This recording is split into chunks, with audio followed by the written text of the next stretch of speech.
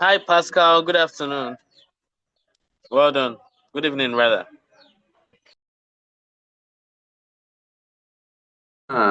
Nasi, good evening. I can hear you. You are welcome. I don't know why others are yet to join us. Could you help me and put on the WhatsApp group that it's time for the meeting? All right. I'll do that now. Thank you. All right.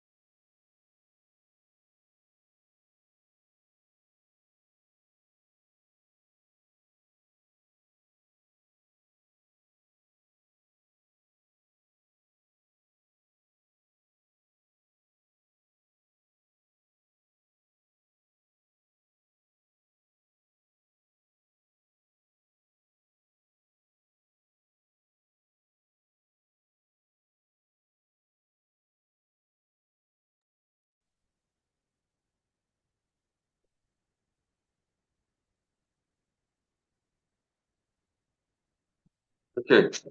Good evening, everybody. Good evening. Uh, uh, I welcome us all to today's section of the Neurodiversity Awareness Fellowship. I don't know why most of us are supposed to be here in this section are not yet here. So we just give just okay 4 more minutes before we get started. 4 more minutes, please. And our facilitator is already here before most of us. So I don't know why we should be joining this section late, you know. So let's just give just additional 4 minutes and see. After that, we start. When they join, they can now follow us.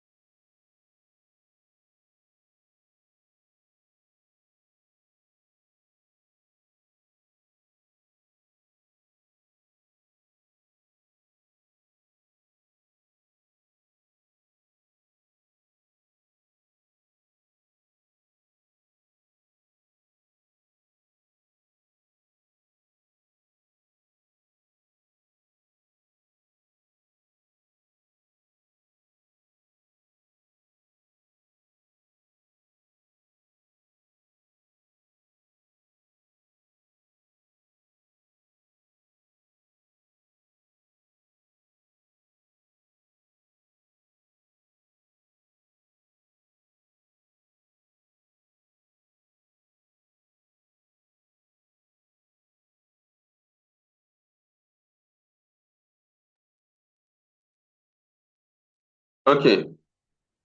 Now, before we get started, I would want to say a few things. And we started this fellowship in the month of March, and it has been a very, very wonderful ride. So, for those of us that don't know, this week is the final week where when we're going to be having sections, you know,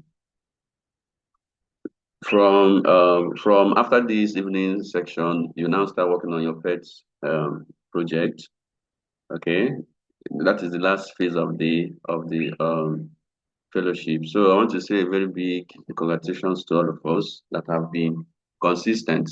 Yes, we know that not everybody that is that consistent attending all the sections and all, and we are taking note of that. Okay, so for those of us that are very, very consistent, well done to you. We see you. We see you. So we're going to get started immediately this time. Time waits for no man, right? So that we could be able to finish on time. All right. So this evening, we are going to be delving into the leadership and stakeholder engagement. Yes, I'm sure that from the previous sections that we have been having, you have heard some presentators mention about stakeholders, okay? Some actually touched on how you can engage them, but not that full. You have to understand that any form of advocacy that you want to run, and number one, there is no project plan for that. There is no monitoring and the evaluation plan for that. And there is no level of stakeholder engagement involved in it. When you're just, making noise, right? So for this evening section, we are going to be delving into the leadership and stakeholder engagement. And we are going to be getting that from somebody that has an in-depth experience in the field. So we are all lucky to have him here with us in this evening section. Now, this person in question has an extensive background, which actually includes managing high profile donor funded initiative of prominent development organizations such as USAID, you said, Action Aid, and the NIM Foundation.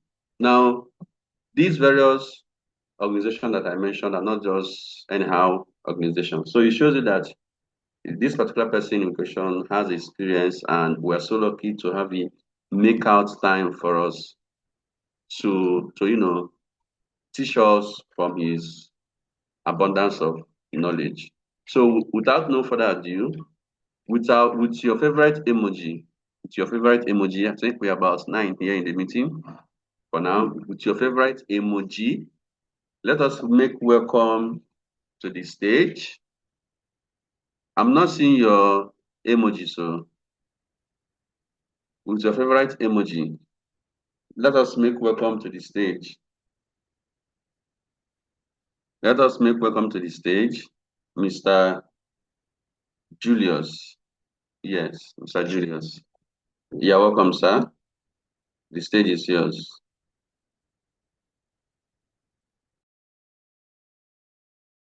Yep, thank you so much, Pascal. Thank you for organizing this. And I'm super glad to be here. I don't know if I'm loud and audible. Can everybody hear me? Yes, we can hear you, but we can't see you. Oh, you want to see me? I'm actually still in the office. Yeah. So I will just show my face. Before I do that, my name is Joseph Julius. I currently work with Plan International Nigeria as a project coordinator, managing EU-funded project in Northwest Nigeria, and I'm super glad to be here. I don't know how much time I have, Pascal.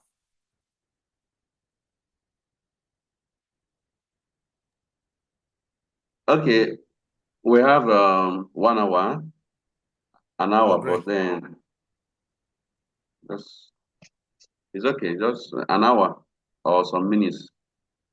Okay, And great. Can you see my face? Yeah, we can see you. Okay, okay. Yes, yes, we can I'm understand. actually the very shy type, so I'll prefer to be sharing my screen so that you don't have to see my face. Don't mind me. No issue, So no issue. I'm super to be here, and of course, I'm sure we'll have a fruitful conversation over leadership and also stakeholder engagement. I have a little experience, of course, all of us have experience in stakeholder engagement, and we've all been leaders at different level of our work, especially in the sector where we find ourselves. So we're just going to have a very beautiful conversation. Permit me to off my video so that, of course, I can share my screen. Pascal, don't worry, I'll take charge of my screen if you wouldn't mind, so that I'm able to navigate okay, between the resources I have shared. Thank you so much. Okay, so permit me to address you as a team, so that it's easier for me not to miss out on the doctor, professor in view, doctor in view, and the rest. So I'm super glad to be here. Okay, so I will want to ask us, have we seen the pre-class reflection? Those that have seen, give me an emoji. If you've seen the pre-class reflection, I don't know if it was shared, so but if you've seen it, can you give me an emoji? Great. Fatima has seen it. Okay, who else? Just Fatima? Oh man, my little boy will say, "Oh man, okay." Dr. S. Atiko has seen it. So just two persons. Okay. I think what I will do is I'll quickly share my screen so that you're able to see this, and then we just check it out. Can you see my screen already?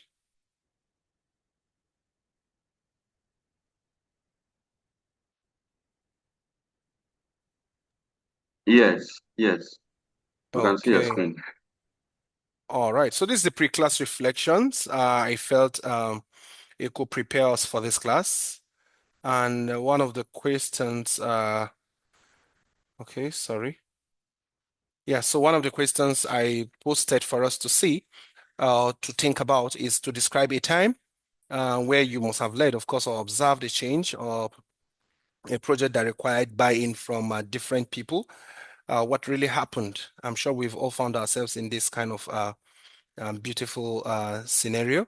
And also list the key stakeholders in the situation and describe their interests, level of power, and attitude towards the change. I'm sure, of course, all of us have also experienced this. Then to also look back and see which stakeholder will you engage differently and how? So first, I want to ask us, like I said, it's going to be a beautiful conversation. Can any one of us or you describe a time you led or observe a change or a project that required different people's buy-in and what really happened? So the floor is open for two persons and for 30 seconds each. Over. Dr. Okay, Fatima. Fatima, you want to go first? Since you've seen the reflection question. Can you describe a moment where you, of course, led a project or a change initiative that required multiple different people's buy-in and what really happened? Over. Fatima.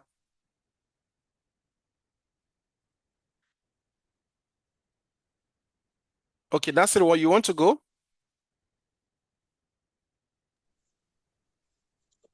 Yes, please. Good Okay, please go. evening. Evening, Nasir. Please go ahead. All right, thank you very much. So, last year, March 2025, I led a digital skill, a 2-day digital skill up program at a selected secondary school here in Lagos State, Okay.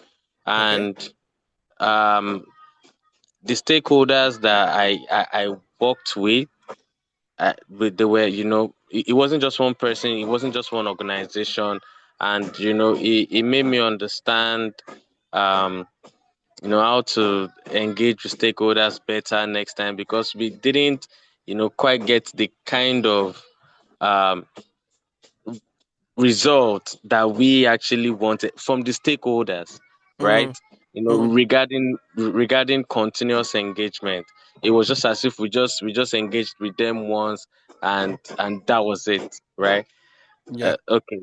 Oh, yes. So Beautiful, that's beautiful. that. Yeah, thank you so much, Nasir. That's a beautiful one. I'm sure you said you've had your learnings, and that is, of course, a very good one. You've engaged once, and you've also seen the gaps, and you've taken it up as learnings and how to do it better. Thank you so much. Who wants to share again? 30 seconds.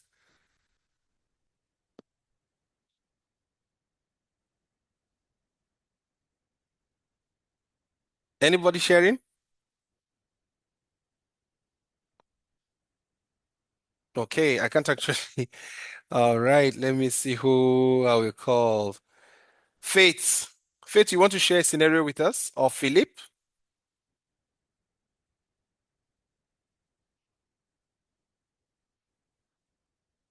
Hello.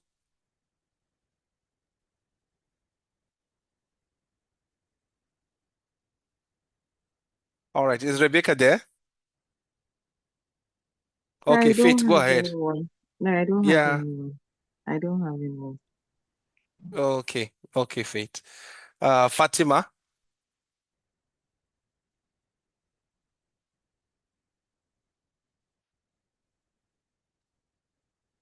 Okay. So Pascal, maybe I will just ride on it. So guys, that is it. And the reflection questions are actually supposed to pre-reflection sections. Class questions are actually supposed to prepare us to think about scenarios, conditions, times where we've had such challenges, and of course, prepare our minds for what we are expected to have this evening. I have also shared study materials. I don't know who and who has gone through it. Three study materials, one on stakeholder engagement spectrum. Second is on simple guide to power and interest grid. And the third one is on a practical guide to stakeholder engagement in leadership and also management. Can I see thumbs up for those that have gone through it?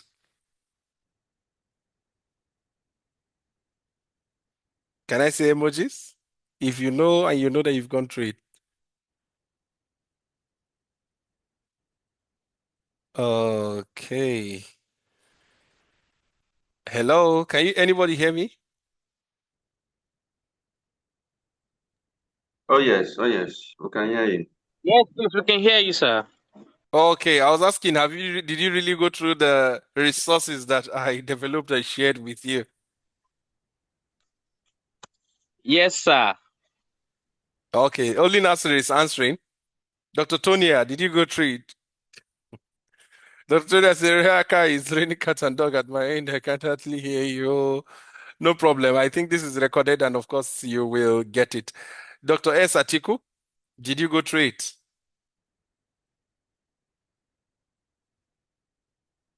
Okay.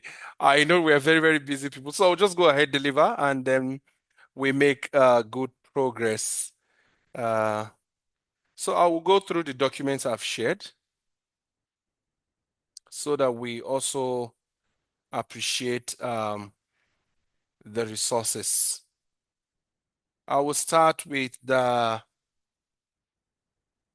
stakeholder, okay, stakeholder engagement spectrum. Yeah. Okay, let's do it this way.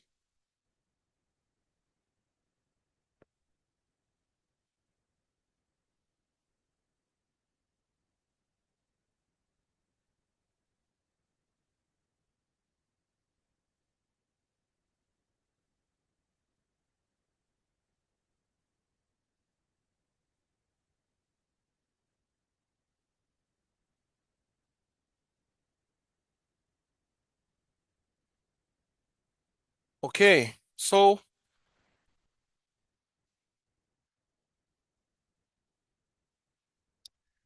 Part of the resources I shared is the practical guide to stakeholder engagement in leadership and also management. And you will believe me that every part of our work, or in every segment, or in every aspect of our work, we do stakeholder engagement. In fact, in our immediate family, we do stakeholder engagement, from our family members to our community where we stay, to our churches, to our mosques, to the office where we work, to the space that we influence. We do a lot of stakeholder engagement. Therefore, it's good to know that stakeholder engagement is one of the most critical aspects of effective leadership and management. So if you're talking of a leader, who is a leader, how is a leader doing the things he do, and why leaders make impact, including you that we are shaping to be future leaders, is in how much you are able to manage stakeholders. It's in how much you're able to manage stakeholders. It's in how much you're able to influence stakeholders. It's in how much you're able to work effectively with stakeholders. So when I saw the issue or the topic around leadership and stakeholder management or engagement, I said this is the perfect one. So as you bring your fellowship journey to a close, it's good you understand that the crux of every successful leadership is effective stakeholder management. Effective stakeholder management. How do you manage your stakeholders? How do you manage your employees? How do you manage customers? How do you manage investors? How do you manage communities? How do you manage regulators? How do you create strong alignment? Do you seek to create or build trust? Do you drive sustainable success? And I felt there should be a practical way where you can begin to do these things. For some of us, we think it's something that comes naturally, but I want to tell you it's not. It is systematic, it is scientific. It has procedures, it has pros and cons, it has its steps, it has its approaches that you must follow in able to manage your stakeholders effectively. And I am sure you'll begin to wonder, why stakeholder management? Why are we discussing it? Why is it important? It is important because it's an avenue for you to build trust and credibility. And that can also only be done or achieved through transparent communication so that it can foster confidence in the leadership decisions you take. So why you talk about stakeholder management is so that you'll be able to build that trust and credibility. I want to tell you that there are leaders that think they are leaders, but their teams don't trust in them. They don't see them as people of credibility. They don't see them as people worthy of even the position of leadership that they find themselves. So while we will begin to talk about leadership as stakeholders management and why it matters is so that you will begin to think around building trust and credibility. Building trust and credibility. Number two, so that you can have improved decision making. When you work with diverse perspective, it reduces blind spots and it leads to making more innovative solutions. So you cannot avoid working with diverse stakeholders. You cannot shun away from working with your stakeholders. It's like, okay, somebody has a project and he wants to implement it. He has gotten the grant from European Union, and you just go to the community and you just begin to look for people you want to work with. You must work with people. You cannot say you want to work in silos. No one works in silos. And if you work as a leader in silos, you just want to do your thing yourself, you are bound to fail. So why stakeholders management is so that you will also improve your own decision-making prowess. You'll be able to make credible decisions when you work with diverse perspective of your stakeholders. You understand what they want, you understand who they are, you understand how to relate with them, you understand the low-hanging fruit and the quick wins you get from them. Then you are now able to work effectively with them.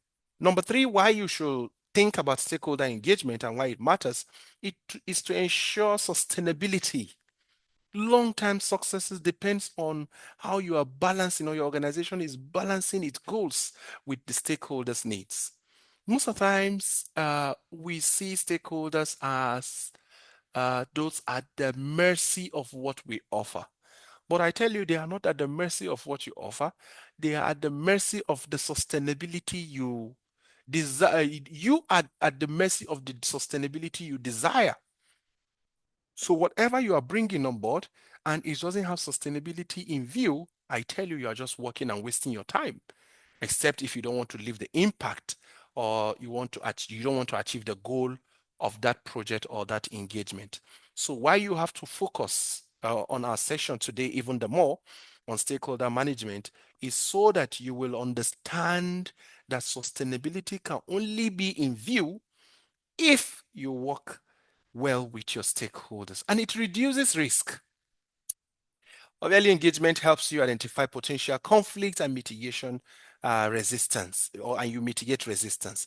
So if you work with stakeholders, it will help you to see and identify conflicts, of course, and you're able to mitigate it beautifully well. So these are some of the reasons why we have to talk about stakeholder engagement, and this is because it has a direct effect on the quality of the leadership you will live, leadership style you will live, leadership approach you will take, and also the leadership lifestyle that is expected of you as a future champion. There are principles to effective stakeholder engagement. One of them, which we don't usually think of most, is the inclusivity, involving all relevant stakeholders, not just the most vocal or the most powerful. And that's where most of us get it wrong. We tend to involve stakeholders that can talk more. I know this one can represent our interests. I know this one can say what we are doing. I know this one. You don't know that there is that quiet one that is watching and is studying and is working in the background for your success. But because you've not included him, he can stand to be your worst nightmare. He can start to be your worst nightmare. So including everybody that you think is relevant to the work you do will help you a lot. Not because they are vocal, not because they are you think they are powerful, no, because they influence. They influence. They have the power to influence. So when you are talking of inclusivity, you are talking of every other person that you have mapped. I'm bringing a new thing. We will talk about stakeholder mapping. Because if you don't understand stakeholder mapping, you will miss the underlining word of all relevant stakeholders. The word relevant there shows that those that are influential, those that have both the power and the influence and the ability to either make or mar your project. So you need to map your stakeholders correctly so that you are able to involve them inclusively. The second principle of effective stakeholder management is transparency. Share information openly.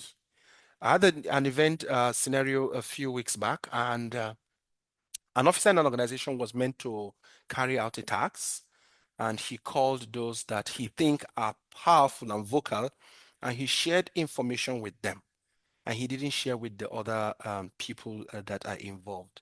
And when the journey got tough, those that he thought could speak and also defend him were the same people that led the strong opposition and also raised conflicts among his stakeholders. So I want to tell you, it's good you share information transparently.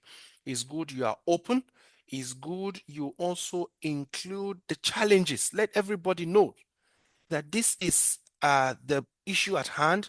This is what I'm meant to do, or this is the mandate or the goal of my operations or my project. However, there are challenges. Most of us, we had the challenges. I see presentations, beautiful presentations. And at the end of the day, you talk of challenges. What are the challenges?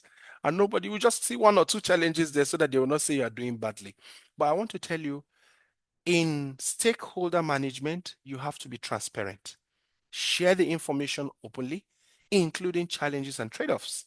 Where you have bottlenecks, share it. You never can tell one of your stakeholders is the solution you've been praying for. And the third is consistency. You are supposed to maintain regular communication rather than one-off updates. I know some of us, we go to a community, hey, we're doing community entry. We are looking for stakeholders to support us. We go to the religious leader's house. We go to the community leader's house. We get the community members. We got the women group leaders, youth group leaders. You get the community-based management committees or the school-based management committees, and then you disappear. They will not see you implementing. They will not, they only hear you on radio. They will not even see your brake light till after 6 months when you have visitors that are coming or assessing your work, and that's when you come and appear and you begin to do mop up, you bring banners, you bring refreshment, you do, and you are not regular in your communication. Some of us, we engage stakeholders that we don't give feedback. At first, the launch of the project, we call all of them and we tell them what we want to do. But as the project is going back, there is no feedback mechanism. There is no opportunity for us to consistently communicate. Rather, we make it a one-off thing. So there is need for consistency. There is need for consistency in communication. There's need for consistency in our approach. There's even need for consistency in the work we do. And then the fourth, so that we move to the next practical step, is responsiveness. Act on feedback and demonstrate that stakeholders' input influences your decision. I know some stakeholders can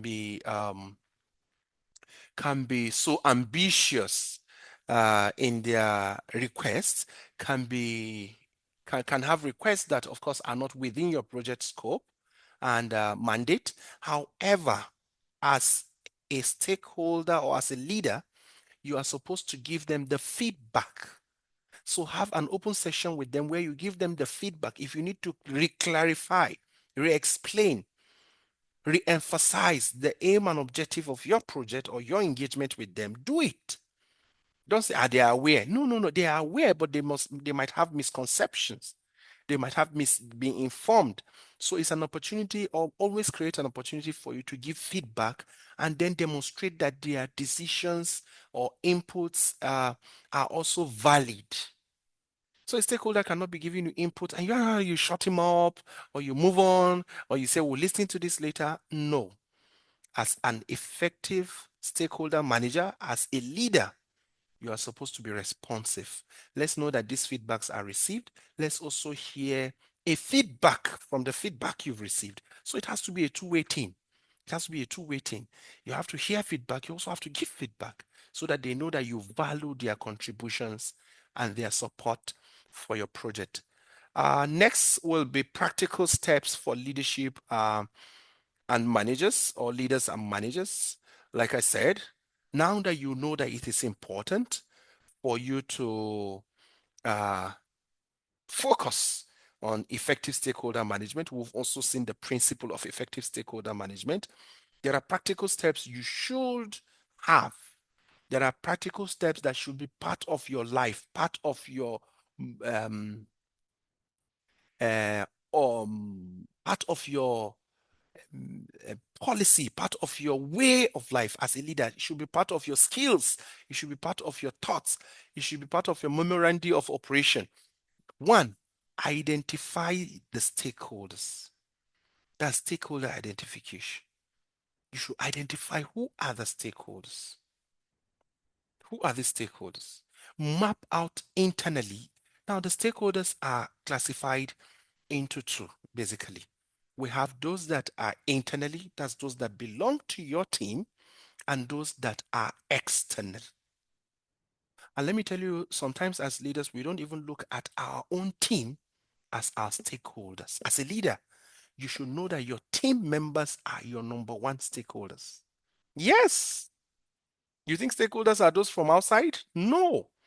Your team members are your greatest resource. Your team members are your greatest and closest confidant that you should be able to carry your vision of leadership together. So the stakeholder mapping we're talking of is two now. Map out the internal. Get your employees, get your team out of your team. If you have him that have skills, special skills, identify strength in and within your team. So one, recognize your team as part of your stakeholders. Really recognize strength in your own team and who can best relate with your stakeholders. In case you are still struggling with stakeholder management, then externally, look at who and who you are looking for to influencing. Who are you going to work with for you to succeed? Who are you going to must work with for you to win? So begin to look at who is in and who is out.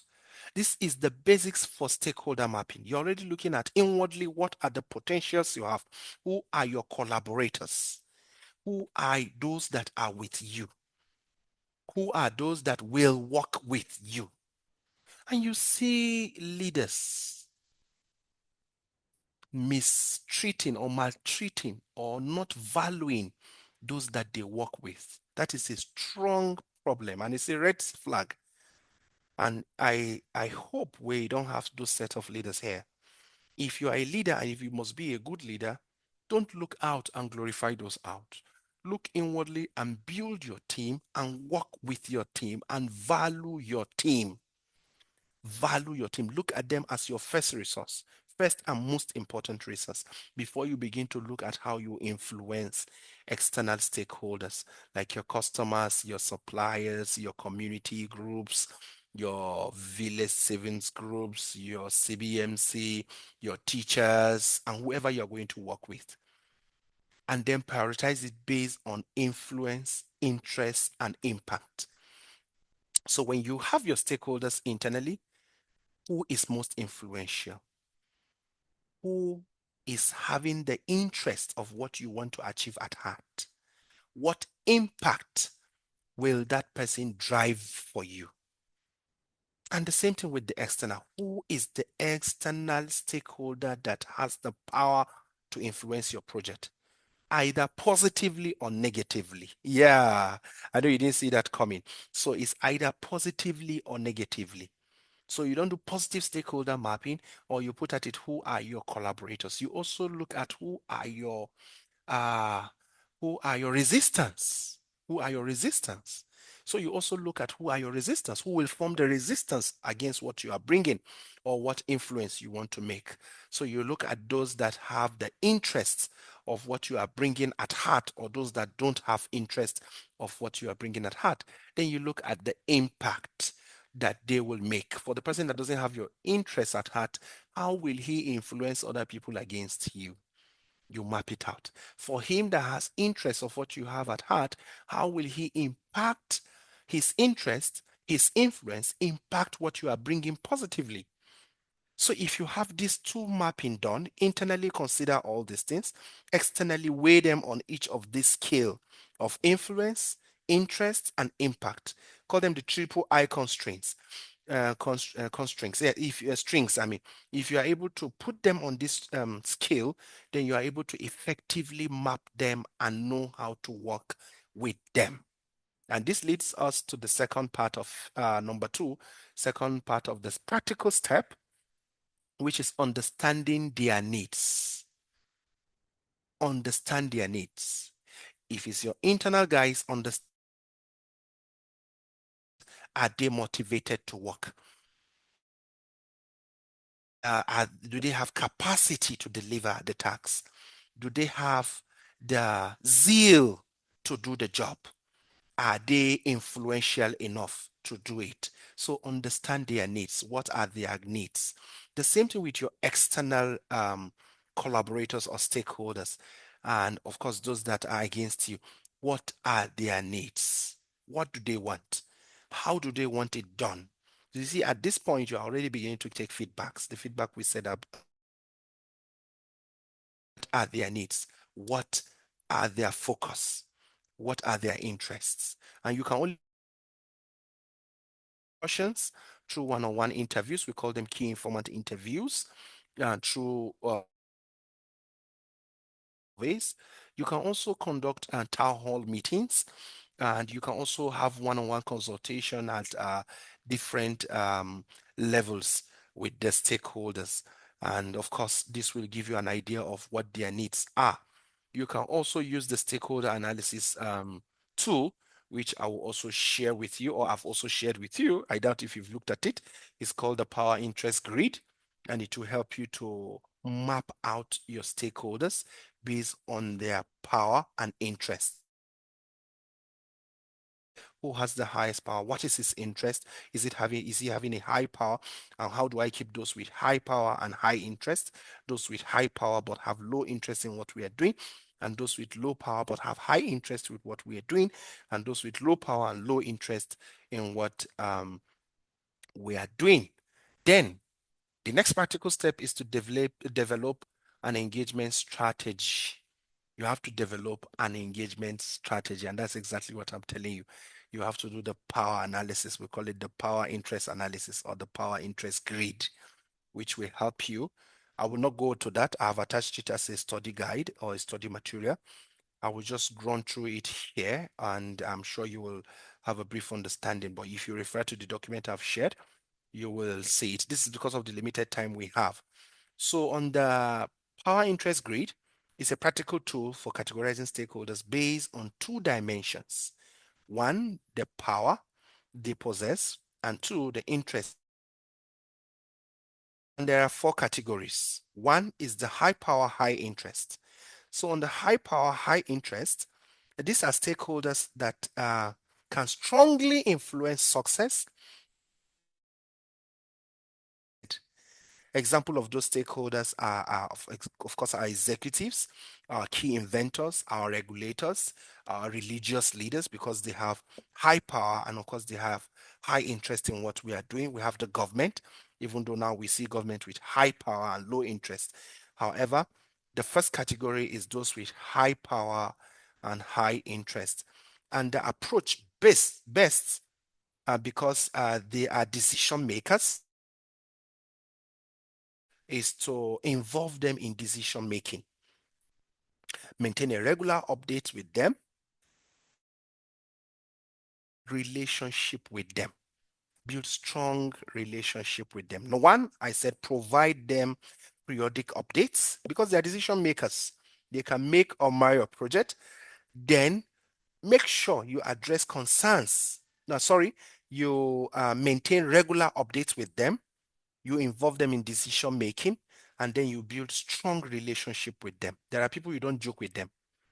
If it means going to their house or homes, if it means following up with calls on WhatsApp, if it means bringing them to lunch activities, if it means buying refreshment out of pocket. We don't like hearing that. I would tell you some things are done out of pocket expenditures, and nobody's going to pay you. So what I mean is go the extra mile. For you to keep these guys close to you, go the extra mile because they are supposed to be managed closely. Number two, in the categorization of the power interest grid, is the ones or those stakeholders with high power and low interest. What you do with those stakeholders is you keep them satisfied. They have high power, but they have low interests. Keep them satisfied. Let them be interested always in what you do.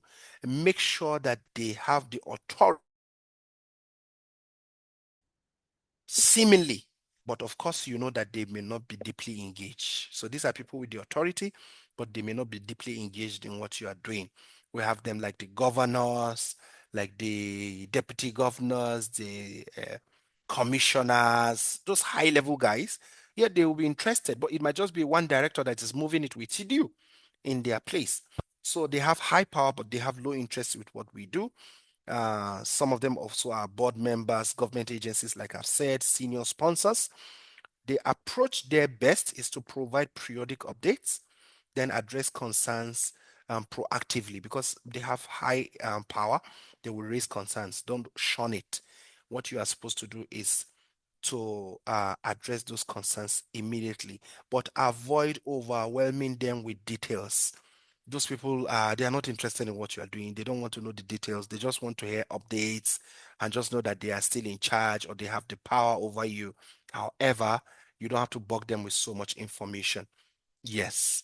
And from here, you see that you should keep them informed and consulted. Always inform them and then consult with them. Even if you don't use what they say, at least show them, give them the regards and consult with them. And then the third category is those with low power They cannot influence a lot, but they have high interest in what you are doing. Low power, high interest. What you do is you keep them informed, because even if you give them all the ability to come into the decision making, like the high power, high interest, you want to always keep them informed and satisfied. Like the low power, high interest, these ones, they have low power. Sorry, yeah. So okay, yeah, they have low power. I'm the one with low power and high interest. So what they do is you make sure that you share information with them. Like we say, keep them informed. Make sure you share information with them, and also listen to feedbacks and show how their input is valued. Yeah, that is it for them, because they'll have low power and high interest. The one I have here with me, the fourth one, is those with low power and low interest. What you do is monitor them with minimal effort. So you don't need to spend so much effort there, because they don't have much influence on what you do. You also have very low power interest, in what you do. So they have low power and low interest. Just monitor them. Just keep them close, but don't invest so much energy and information with them. What you're expected to do is monitor occasionally how you relate with them, ensure they are not overlooked, but don't invest heavily in engaging them. And I think this is what some of us do.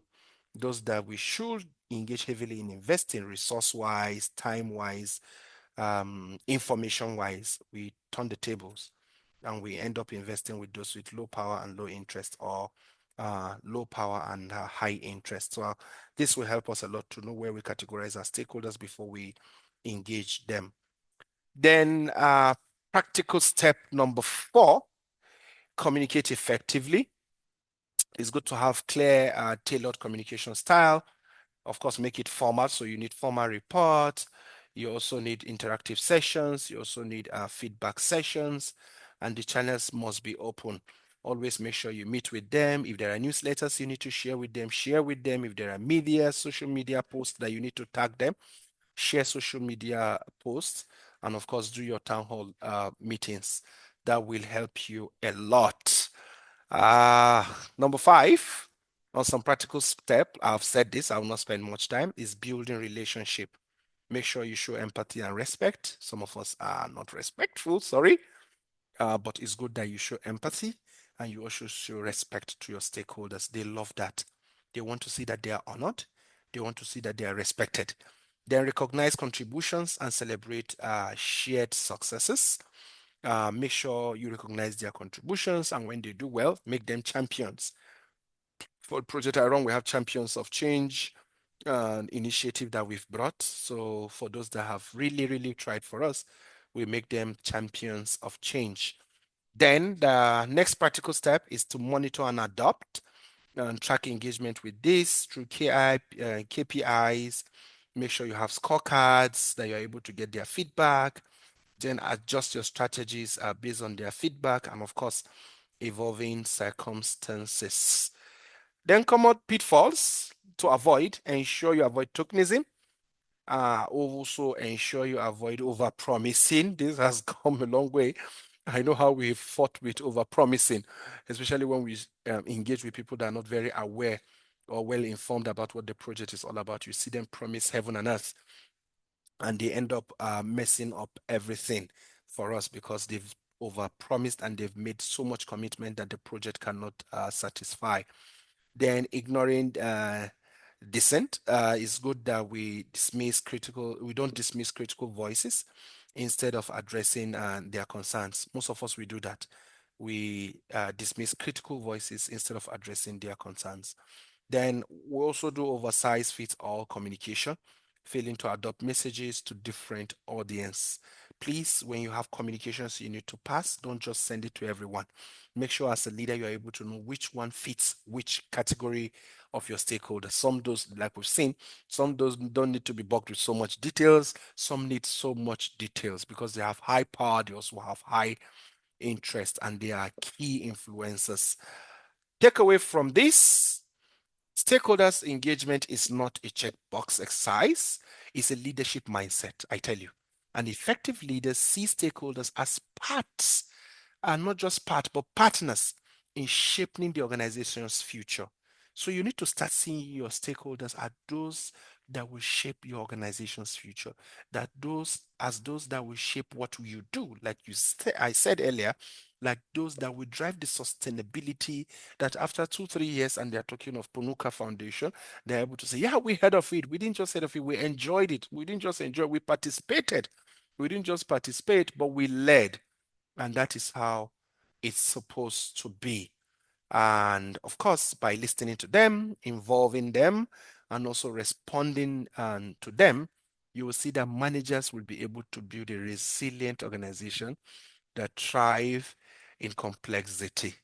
I will take a deep breath here and ask if you have questions. I've shared this with you already, and I feel it's excerpts from here that are part of my slides, and that's why I feel I should walk through this with you. It's more concise and also more intentional. So I am open for questions before I have a brief look at the stakeholder engagement spectrum with you. And I think you will be able to try your role play. Then we will be able to call it a beautiful evening. Questions, comments, contributions? I've been speaking since. Okay. The floor is open, please. You can unmute your mic and comment. Okay, I can see a hand. Dr. Tonia, your hand is up. Yeah, good Please go evening ahead. so much. Good evening. Thank you so much for this meaningful learning. Meaningful learning. Thank you so much. I just want to, share a little experience. Not actually an experience, it's a question. A Okay. situation where you have stakeholders that are difficult in quoted marks. You have very difficult stakeholder who wants to a kind of question every decision you take, who wants to argue out most of your decisions. How do you handle such a person? Thank you. Thank you so much, Dr. Tonia. Make them your friends. Make them your friends. Some of them are either misinformed or underinformed. Let me give you a practical example also. On the ABEP, Accelerated Basic Education Program, I'm currently managing, is a program for out-of-school children. And, Northwest are said to be the ones with the highest number of out-of-school children because of the Almajiri system of education that is preferred by the majority here, especially the poor masses, because of poverty, because of other social vices. We met the Honorable Commissioner of Education, Sokoto State, and we told him, sir, we need your fatherly blessing and we also need your support to run this project successfully. Do you know that it took us 3 hours, not just to explain the project, but he dissected every single part of that project, asking questions and telling us how and how much it will not work? Imagine, and we came with our, not with our donors, but with our senior management team. And the commissioner, Sokoto State, said 3 hours that it will not work.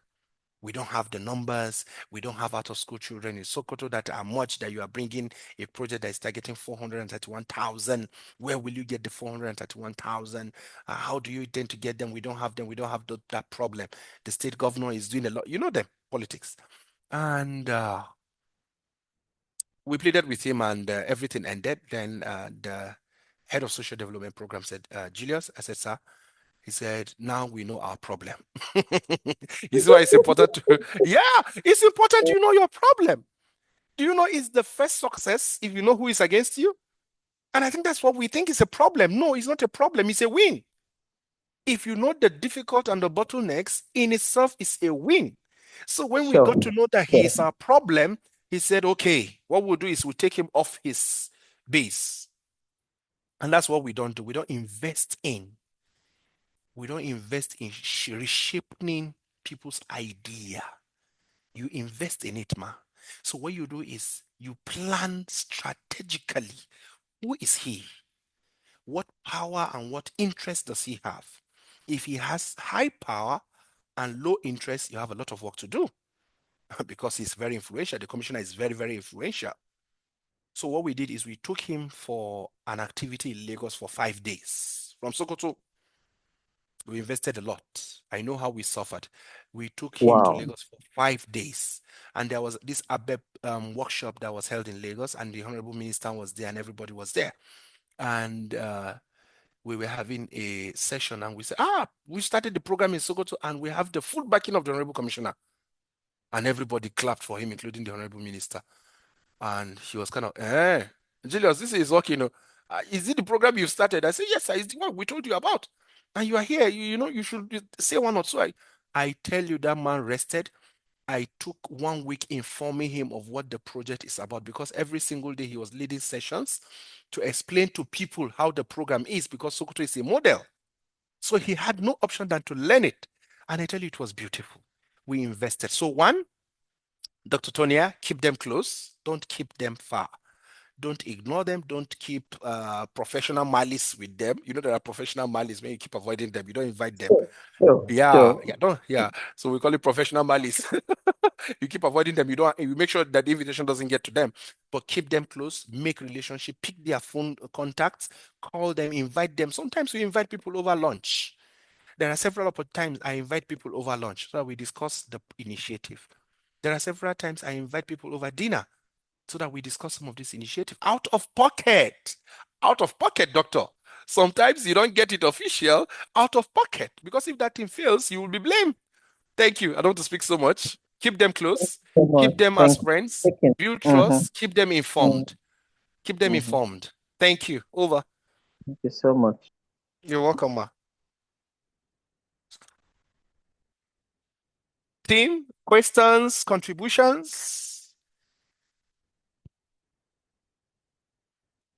We've done the practical steps. We've seen the practical steps, why we need stakeholder engagement. Of course, principles for the stakeholder engagement, ranging from inclusivity to everything. Then we've also seen practical steps to stakeholder engagement. I don't want to bug you with theory. That's why I'm doing more of the practical explanation. If you will permit me, I will take you through the next cruise. Okay, somebody wants to talk? Hope is not a political, wonderful presentation. Anachuna, remember when we used to attend online sessions? We have already marked. Not at all. Okay, I see you. We have already comments on the presenter. Say, yeah, wonderful. Yeah, great. And we're actually not following at all. Yeah, I'm sure you're with me. I'm sure you're with me. Yeah, give me some thumbs up if you're with me, actually. Okay. So, like I said, and I promised, I will take you through the stakeholder engagement spectrum. Is also another beautiful thing I think you should know. And of course, I'm sure it will speak to the question that Dr. Tonia asked. Probably we will have more insight about it. Give me a minute. Okay, stakeholder spectrum. I'm almost rounding up. I know it's almost time, so just be patient with me. I want to make sure that I give you with something beautiful. Yeah. So stakeholder engagement spectrum is also one beautiful thing I think you should know. It's a journey for you to ensure that your stakeholders go through this journey with you, not just keeping them informed, but also empowering them. Like I told you, whichever category of stakeholders you are working with, either your team, internal, or the communities, external, or the religious leaders, or the project participants as external stakeholders, or the government, there should be a plan you have for them. You will not just engage somebody to leave him halfway. No, it should be a journey. It should be that when your project is done, it should be that when your initiative is rounded up, people should be able to speak, not you. Let me tell you one beautiful thing that we had of recent. We had supervisors that came in from Ireland, because we work with Ireland National Office of Plan International Nigeria, Ireland rather, Plan International Federation, and they came in from Ireland. And let me tell you what we did. We only had the itinerary set, but I assure you, every single conversation was led by the stakeholders. I assure you, I promise you. Every single conversation was led by the stakeholders. What we do is just to take them from point A to point B. We have a stakeholder, a government stakeholder, a religious stakeholder. We have the learning facilitators. We had people that were leading the conversation, telling them what we do. None of us spoke. And let me tell you, that spoke a lot and on the credibility of sustainability and also the credibility of the quality of the work we do with them. And that is when you have the trusts that, yes, you didn't just waste your time, but you also invested. So it should be a journey from information or from being informed to being empowered. So the first step in the stakeholder engagement spectrum is the information stage or inform. One, the goal of this stage is to make sure that you provide stakeholders with balanced, objective information. Most of the informations we provide are not balanced. This is a project document. You don't allow people to see the project document. I don't know. It's not a secret. This is the project document. You don't allow people to see it. I'm talking, when I talk of stakeholders now, please reflect on both internal and external. You don't allow people to see the project document. You don't allow people to see the budget. You don't allow people to plan appropriately. And you take the burden of explaining, and explaining, something that you can bring to bear, and every other person is well informed. Your team is well informed. Your stakeholders are well informed. You understand the goal of the project. You understand the objective of the project. Do you understand the desired change of the project? Do you understand your theory of change? Do you understand the journey? Do you know where you're heading to? Do you know what you want to achieve? That makes it a balance in the sense that every other person, that the information that is due him is aware and also is objective. How can you do that? Have your newsletters. Most of us, we do a lot, but we don't report it. I tell you. You go online, you see people shabby reporting. They don't even report. The donors are complaining. We don't have success stories. We don't have impact stories. We don't have case studies. We don't have engagement pictures. You don't slap quality pictures. You don't give them newsletters of what you've done. When you write a report, your reports are not aligning to the objective of the project. I'm talking of all stakeholders now. Then your briefs, you don't have briefs, project briefs. You have done your quarter one, quarter two, quarter three. You don't have situation reports. We call them SITREP. You don't have situation reports on a quarterly basis that you give your stakeholders, even your team. And you call yourself a leader? Your team is not even informed the report you share to your donors? So you are supposed to inform people. Let your information style as a leader be strong, be deliberate, be intentional. Be intentional. Number two, I will quickly run this, we don't have time, is to consult. Consult with people to obtain feedback on analysis that you've done, on alternatives that you can take, on decisions. Consult. Most of us, we don't consult. I know it all. I know it all. Let me give you a scenario. There is this AI tech, AI guru I have in my team, because all of my team members, I know what they can do.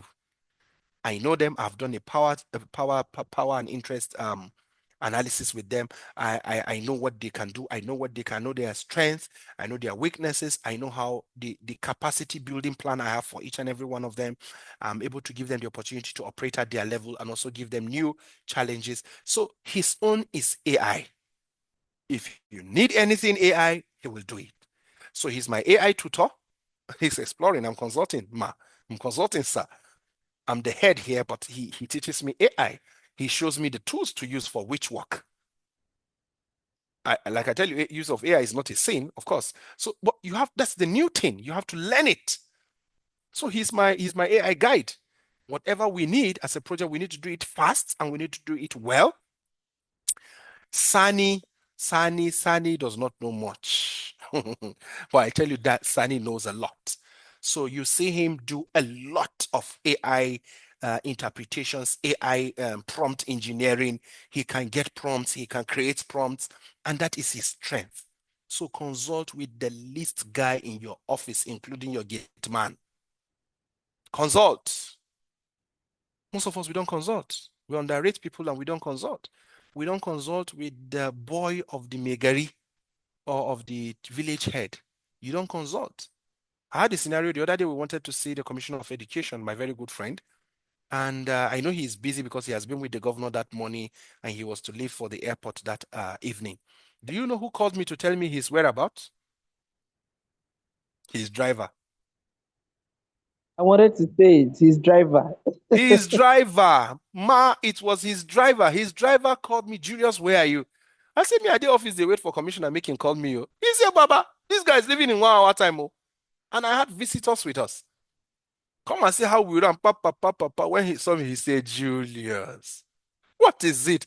I said, sir, you gave me appointment and you've not confirmed it and you've allowed me, you've not responded. He said, how did you know that I'm here?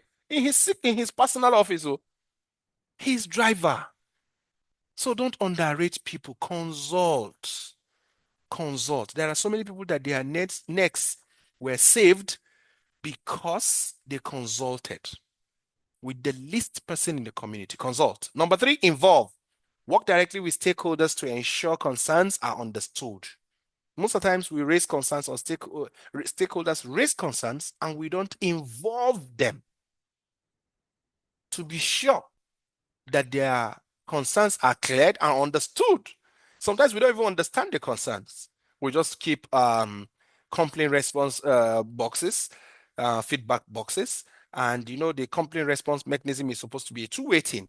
The pathway is 2 ways. We are supposed to pick up complaints and give responses. But we don't. We don't even involve them. Some of these complaints we received are supposed to be sorted out through focus group discussions. They are supposed to be addressed through town hall meetings. They are supposed to address one-on-one because some complaints, of course, where it's coming from is from the leadership of the community. Some is from the members of the community. Some is from the direct beneficiaries. Some are from the parents. So you should be able to think ways out to involve them. Of course, you can do that through workshops. I've said that. You can do that through collaborative meetings. You can do that through advisory panels. And I want you to know that at each level, the stakeholder has a responsibility. And this stakeholder has the responsibility to influence the outcomes through active participation. So your active participation will ensure that that stakeholder's responsibility is influenced properly. And you will now get his active participation. But you have to involve them. Most of the times we don't involve them. So we don't get the role of the stakeholder in that process. Number 4 rather, is to collaborate. You are supposed to collaborate, of course, partner with stakeholders in each aspect of the decision making, even if they don't have a say, but let them feel honored. Let them feel carried along. Most of the times we avoid them. You just come, we've decided that we are going to make this borehole in social community. Who did you consult? Who did you consult? One of the very challenging experience we had then when I was implementing the Catholic Relief Services project, CRS project in Northwest, Sokoto, Kebbi, and Sokoto and Kebbi, was the fact that we wanted to make water points. And when we wanted to make the water points, we decided that it should be in front of the Megari's house. Megari is the traditional leader, so it should be in front of the traditional leader's house, so that at least it can be watched, taken care of by the WASH committee. So we have to form WASH committee. We will call them WASH, Water Sanitation and Hygiene Committee, who ensure that it is on at agreed hours. It is also water is pumped at agreed hours, and it is also maintained through little collections that they make from people that sell the water, not the community members. No, those that are into buying, selling of the water. So they collect few things, few money, a little change for the maintenance, so that it's self-administered. And we noticed that people were not coming to fetch, especially the females and the women.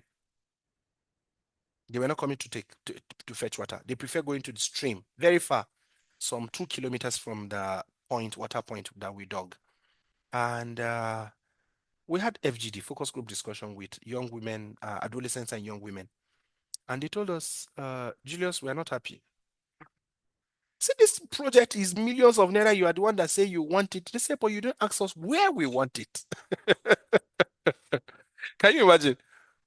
say you didn't ask us where we want it. And that's the place for co-creation. It's now no longer collaboration, it's now co-creation. Co-creation. Co-creation now brings everybody to the table. Not just bring everybody to the table, but it also look at view, draw red lines, draw negotiables and non-negotiables, then agree. And that was where we failed. That was where we failed. So after the FGD, we say, Kai, we've made a terrible mistake. We should have consulted people of the community, even though they said they wanted it, but we should have asked them where they wanted it. So we decided for them, and they were not fetching. Do you know the reason? Because of the nature of the setting, they don't have a bit opportunity for social interaction.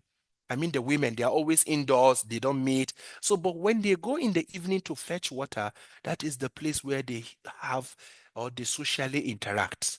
So it builds their social cohesion. It also builds their community life.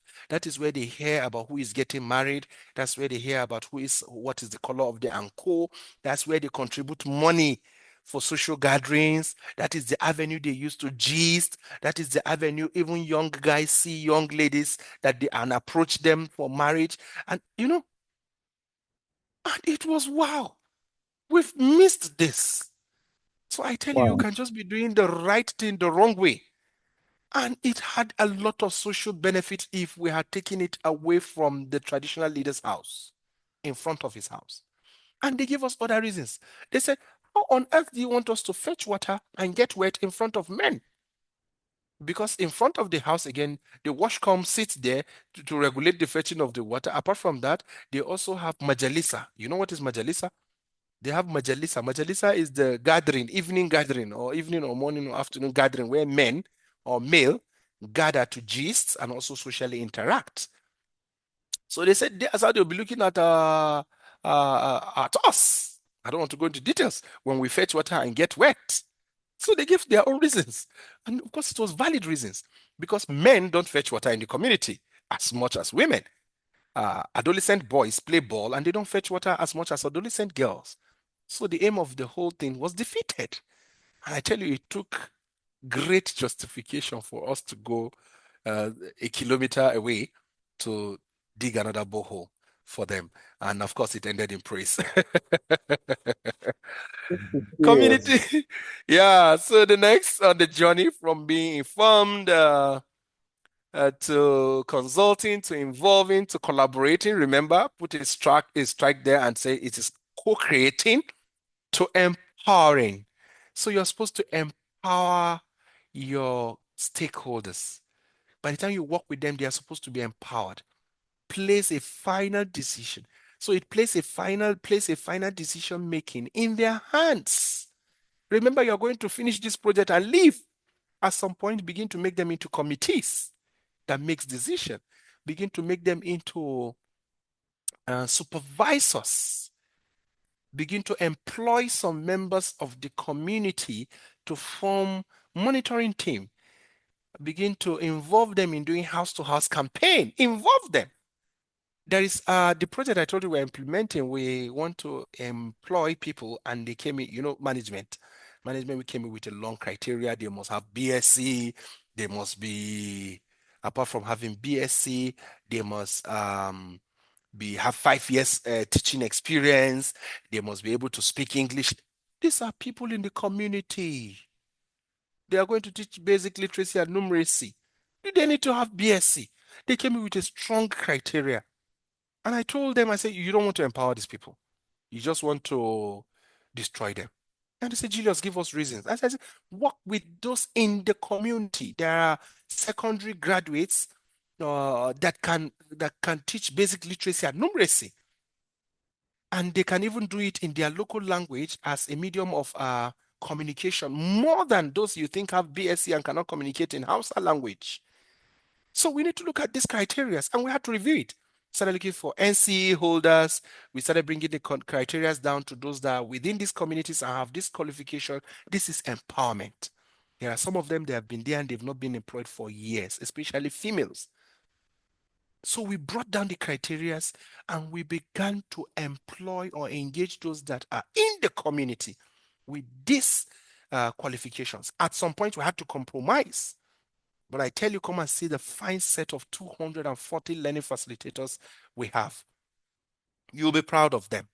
We built their capacities, we taught them methodologies, we taught them everything, and they're able to do beautifully well. You will be so proud of them.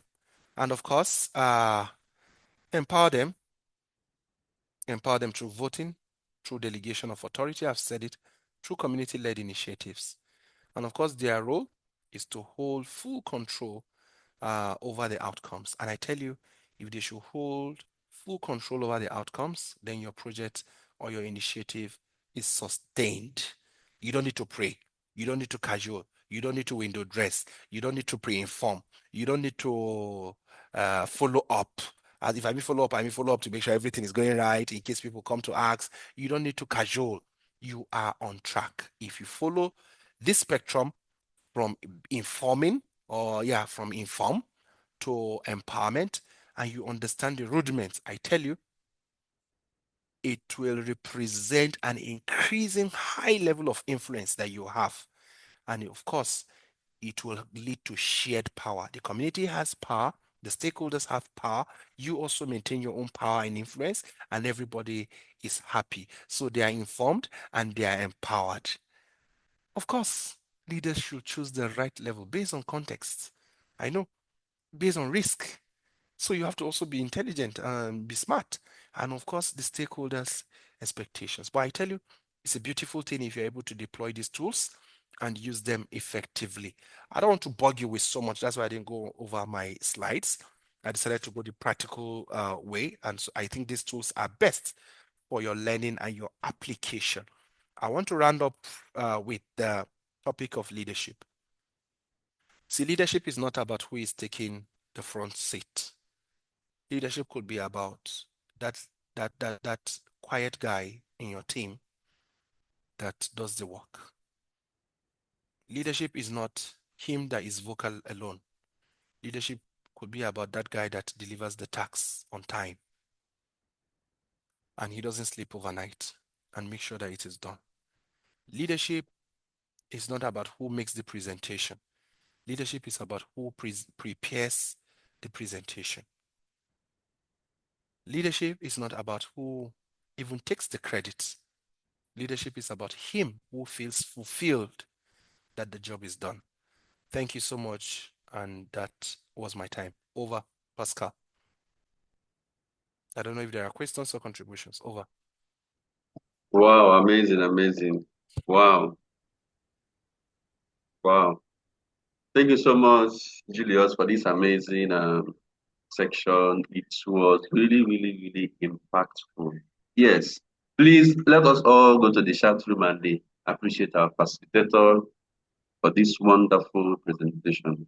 It was really practical. It was really insightful. It was just wonderful. Yes, and I'm sure that all of us, we are going to make use of the stakeholder engagement spectrum.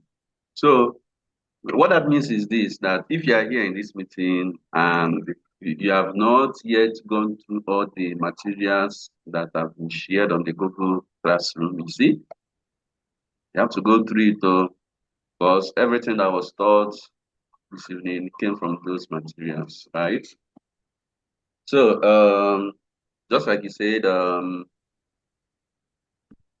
is there anybody that has any question? Any question? You can indicate in the chat room if you have any question before we call it a day. Any question?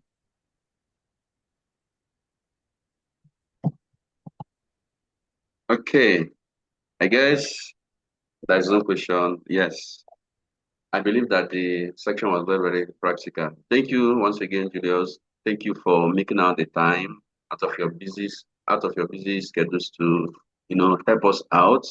We do not take it for granted. Thank you so much. Thank you so much. Right.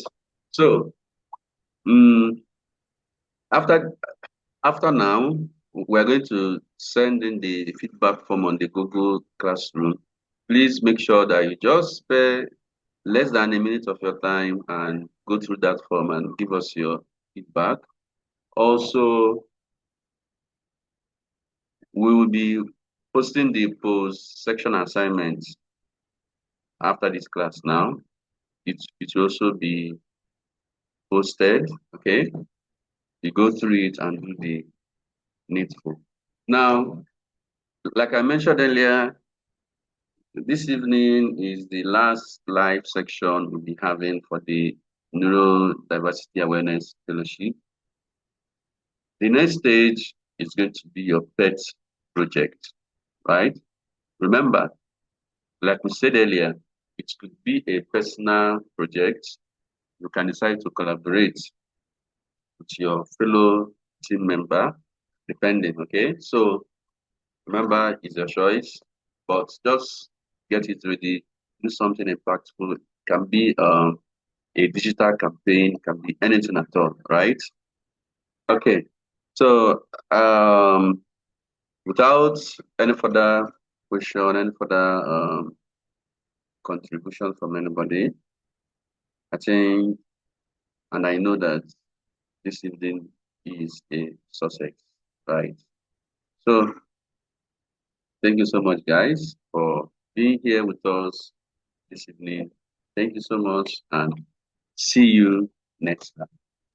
All right, bye-bye. Yeah, thank you so much, Pascal. Thank you, everyone. Thank you for the opportunity. I don't count it. I count it as a real privilege. Thank you so much. Bye. All right, good night. Bye-bye. Yeah, thank you, Pascal. God bless you.